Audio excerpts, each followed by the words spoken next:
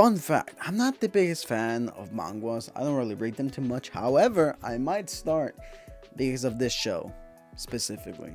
Let's talk about it. Also, before I begin this video, feel free to subscribe, comment, like, that good stuff.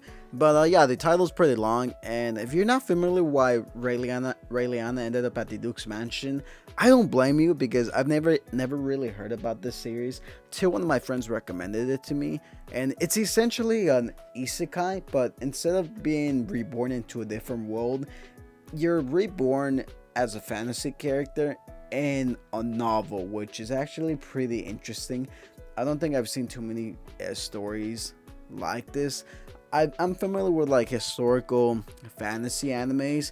I think the first one I've seen is Seventh Time Loop Reborn as a Princess. I think that's what it was called, but I know it was called Seventh Time Loop.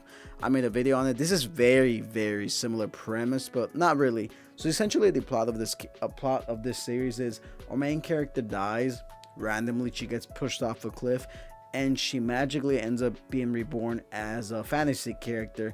However, instead of a different world, she's reborn into a novel she's very familiar with, and she knows what's gonna happen in the book setting. She knows how her character Raeliana ends up. She ends up pretty much dead, and since she's been reincarnated as said character, she's trying to prevent her own death again, because she already died in the real world. So she doesn't want to die a second time. She doesn't know if she dies, will she permanently stay dead, or maybe will she go back to the real world? Who knows? And that's pretty much a fun aspect of this story.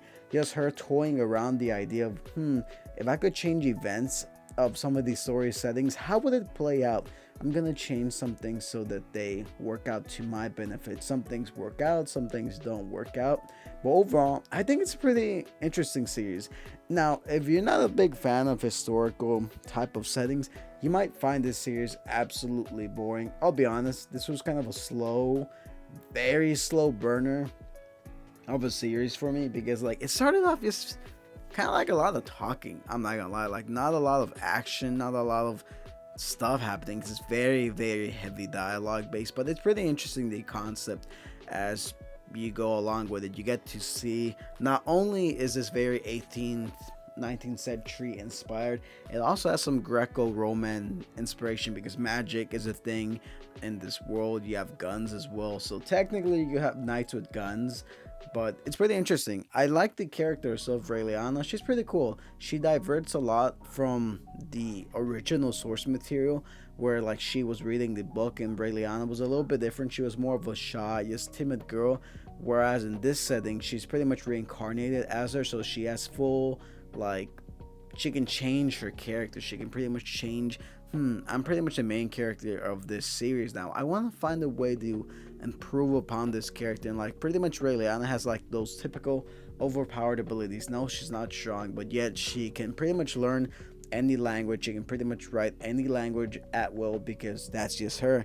And not to mention the Duke, aka Noah, is a pretty interesting character. We get to learn a little bit more about his backstory, how he's pretty much this very, not timid guy, but he's very fearsome. He's very like scary to other people, but deep down he's a very gentle soul. And it's pretty cool just seeing his relationship with Raeliana, because he seems kind of an asshole at first, but as the series progresses, he slowly starts to fall for Raeliana.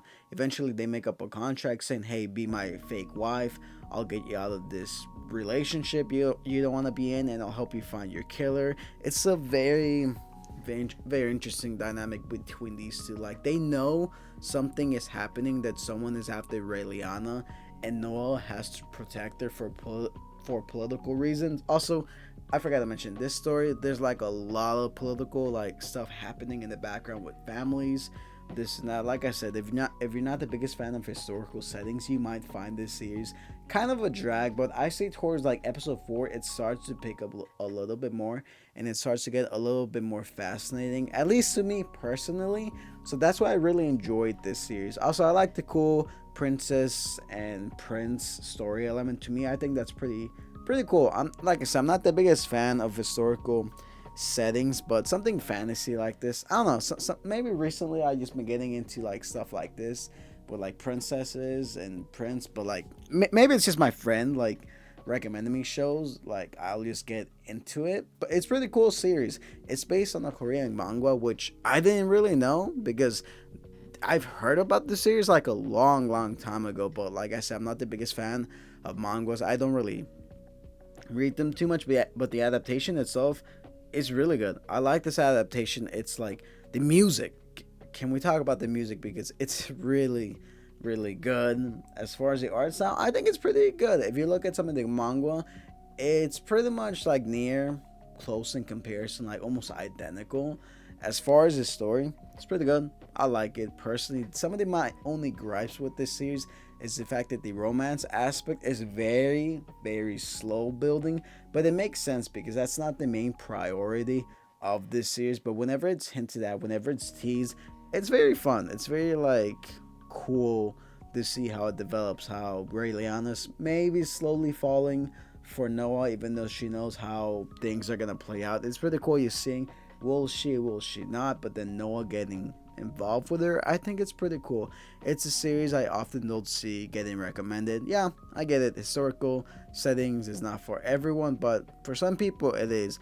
But if you like fantasy type of things, I recommend this. It's a very short series. My only gripe with this is they leave it off on such a big cliffhanger for potential season 2 that's never gonna happen, and it just left a bad taste in my mouth, which is why I give it a 7 out of 10. But it's really good. I like this series. If you guys like historical stuff, go watch it. If you're very hesitant, don't worry. I was pretty hesitant at first, but I thoroughly enjoyed it. So, yeah, that's just my thoughts on why Raeliana ended up at the Duke's Mansion. I don't want to spoil too much about this series because it's good. It's really good. I'll probably go read the manga at some point because I want to know how it finishes, or the light novel, either or. But if you read the series, have watched it, let me know down below what you thought of it. So yeah, that's pretty much it.